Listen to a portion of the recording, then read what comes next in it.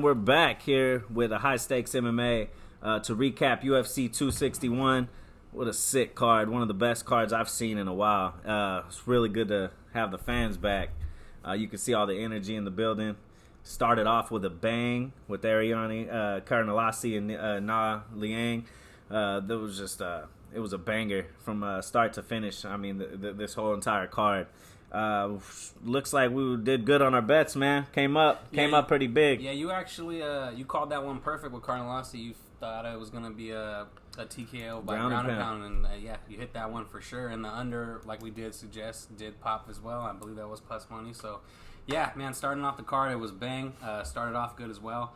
Moving up it, we did have Arculane with Jeff Molina. Man, that was definitely fight of the night. I love the fight. I lost that fight. We did have the pick wrong, but hey, it was worth it. I was worth it. That fight was so sick, man. Yeah, it was a great fight, man, between both gentlemen. They both showed out. Arculane he proved that he could stay there. He rocked Molina at the the closing second. So definitely want to see more of him. We didn't get the under on that one as well. So definitely need to keep thinking about that going forward. That Arculane is there for the long haul, and Molina as well, man. Them guys got chins on them. They gave everything they have to each other, and yeah, it was a great fight. Definitely worth fight of the night. Yeah, all the fighters that came over from China, even though they were 0-4 on the night, man, they all brung it. They brung it. Vargas and Zurong.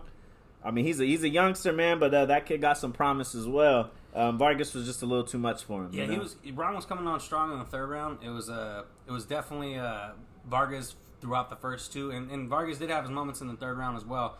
I did predict that one right, I believe, and he was floating around plus 200, I believe plus 200 underdog. Yeah. So good to see that as well. Moving up the card. We did have Dana Bakral and Kevin Natividad, and looks like we got one of those right as well, as Bakral came out and knocked him out in the first round, man. Looks like Natividad's chin is not holding up these days, man. He's definitely tasting the power in the UFC now. Yeah, moved to 9-3. I thought Natividad was going to do a little more than that. I picked him for the win. It was quick, but it was a good stoppage. I mean, I've seen some people talking about how that was early. That didn't look early to me, man. He was out of there. But it was just sucks. Even the early prelims, man, it was so sick, and it was just good to have the fans back. Yeah, sure. Even right after that, with the the heavy wrestlers, Sabatini and Conley. Conley was coming on a little bit in the third, but Sabatini, he basically controlled it. I think we both had Sabatini, I believe. No, I had Conley on that one. Okay. Yeah, I had Sabatini. It was a good fight. That one was, a grind 'em. That was probably the boringest fight on the card. But it worked out for me on the parlay.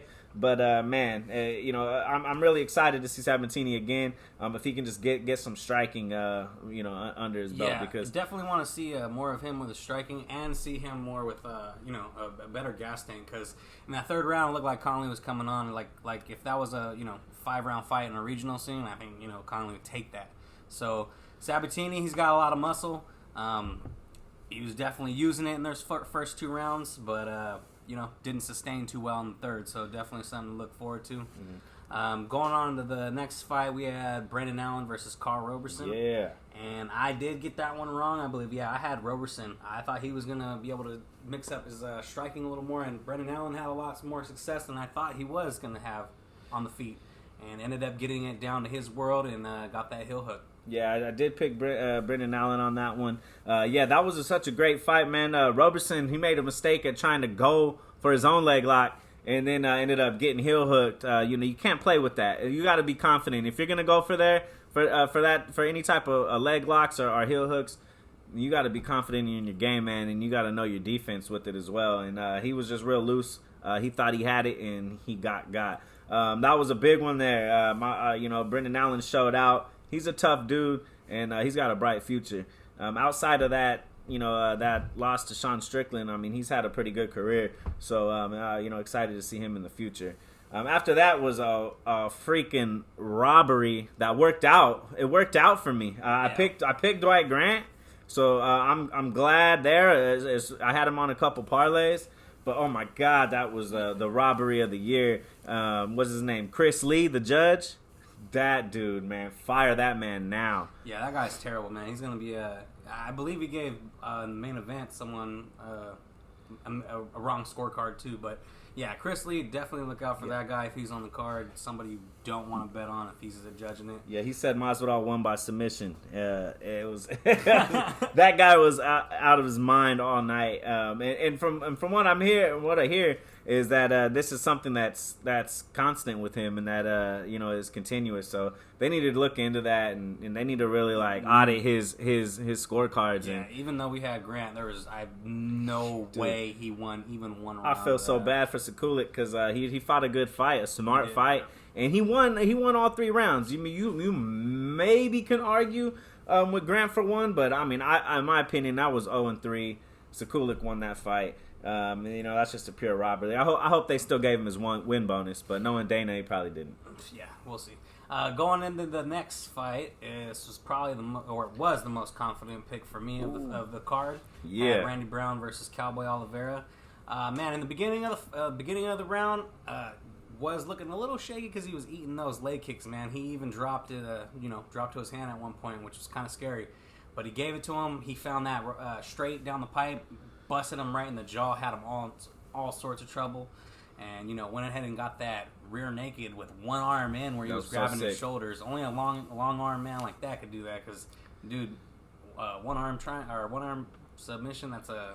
My favorite part was when Randy Brown went full Nate Diaz and just started flipping him off right after the win. He had him choked out. Yeah, man. Fuck you for talking that shit. I was a real good fight. Happy for Randy Brown, man. He's a tough dude, and excited to see him. Yeah, so that was one part of the anchor on my parlay. Oh yeah, I had Randy Brown. We cashed out on that one. Yeah, so I didn't take him straight. I hardly do straights because I like to throw some chump change and make a lot of money. So we do a fair amount of parlays. So I had Randy Brown, Cardinal Lassi, and who else did we have on there? I had Shevchenko and Houseman. So that one cashed for your boy. So it was good. It was a good day, definitely. And the next fight going on there, we had Anthony Smith versus Crute.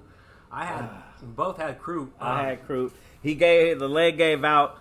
Shit. Well, I mean, if he would have just been using that wrestling from the start before his leg went out, and he was trying to do that the whole time, man, he might have had a good chance. But when they were on the feet, man, Anthony was tagging him up. His face was just Rudolph. Yeah, Smith's jab was definitely on point that night. He was giving it to Jimmy.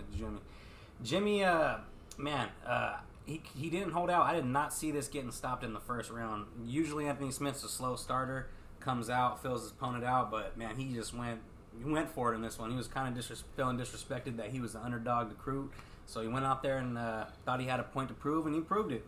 He hit him right there in the knee, blew it out, I believe. I don't know what it was. I don't know if it was a sciatic nerve or what happened, but I think I heard them saying that he blew his knee out. So we'll see what happens with Crute. Hopefully he gets a quick recovery. And speaking about quick recoveries, R.I.P. Chris Weidman's career. Yeah, that's pretty much over. What the irony in that, I believe I read a stat somewhere like that type of breaks happened 3 times, and just so happened he was involved 2 times of the 3. That's wild.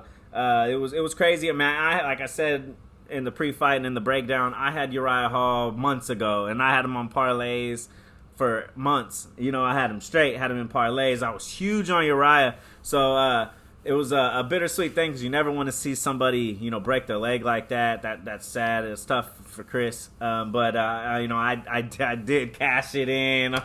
Uriah, my boy. Yeah. So I was happy to, about that. But, hopefully Chris gets well soon and, gets back in there maybe one time before he's done.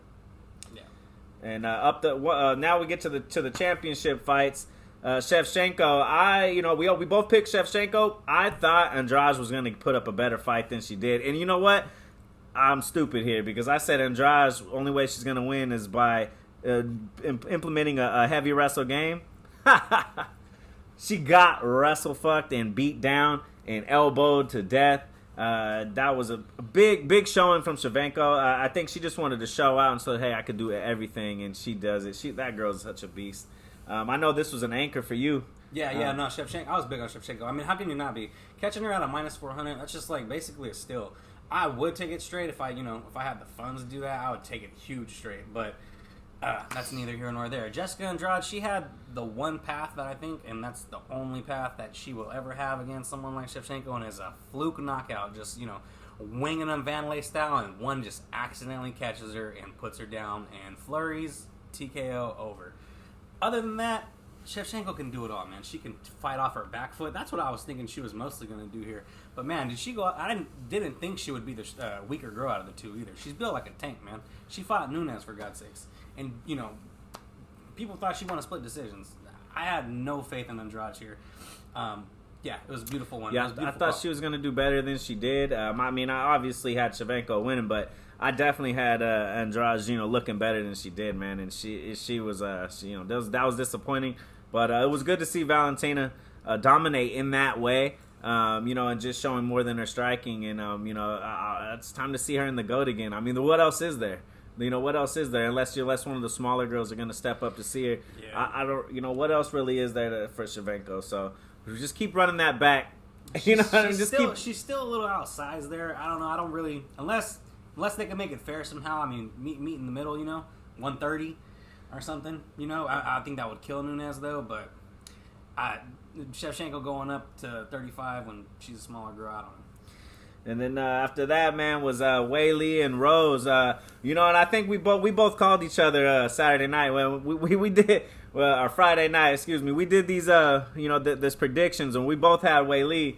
Man, we watched the embedded and was like, did you see Rose smacking those pads, man? She's looking scary. Yeah, as soon as I seen that, I was like, we had I'm going on Rose. So we did pick Weili. However, I had Weili in some parlays as well because that I had already bet, the week of the fight. But whenever I seen that embedded episode, I went and threw something down on Rose straight, which cashed me out. So I was luckily for that. That kind of hedged me out on the Weili pick, but. Rose is such a monster, man, and I'm not going to count her out anymore. I'm just going to put it that way. Yeah, I wanted to stay away from this one from the beginning just because I love Rose. I know how she fights. She's great, man. She's she can do it all. Submissions, whatever. Weili, she was in the fight of the year. She could take a beating. She had a gas tank. I didn't know how the fight was going to shake out. Did not see it ending in the first round by a head kick. Just a little switch head kick. Boom, so knocked sweet. her out. Did not see that happening. Glad I stayed away from it and just enjoyed it. Sometimes that's the best thing to do. Yeah. Yeah, and then moving up to the main event, man, we had Houseman versus Mozville. Your boy couldn't be wronger on this one. I didn't pick Mozville, but I didn't think there was a chance in hell Houseman could have knocked this man out, and boy was I wrong. Yeah. It showed in the first, as it was playing out, he was catching Mozville. With some hard shots. I still didn't think he was going to land that punch. I mean, I think that was a universal thought. I mean, Masvidal has never been knocked out, and nobody's seen that coming from Houseman. Even though Houseman has been stepping it up with the striking, I think now he's tired of getting that tag on him that he's just some boring wrestler, and he's trying to finish people now. And you know what? I was a hater too. I was a Houseman hater, and I am turning a little bit as far as him being an exciting fighter. I'm still not a fan of his. But I am starting to respect the man for his skill set, and he is trying to go out there and actually hurt people now. And it's good to see the change in him. Man, that was such a sweet punch. It landed right on the button, and it put that man to sleep. And it was meme city on Twitter. Yeah. It was crazy. It was nuts, man. It was such a great main event. It was a great knockout to cap the whole night because it was just a wild night all over. But yeah, I didn't think Masvidal was going to get knocked out, but Houseman did cash, at the end of it for us. So that's all that really matters. As long as you get the pick right, sometimes it's hard to get the method. And then another matchup on the card was DC versus Jake Paul, and then the crowd. But the highlight of the night was obviously Nick Diaz in the front row, sure. And then they're talking about Nick coming back. I heard him at the press conference throw out Kazmat. I'm not big on that one. I'm hoping that that's not the way they go with it. Not because I think Nick won't win that fight. Just because I'll just rather see him, fight more of a pure striker on his first fight back after 6 years. But should be good. And very interested to see what future holds. It was such a great card at 261. And thank you guys for listening. We had a lot of, for our first breakdown, we had a lot of good feedback and a lot of views, so we appreciate that. And we're coming back at you with the fight night at the Apex.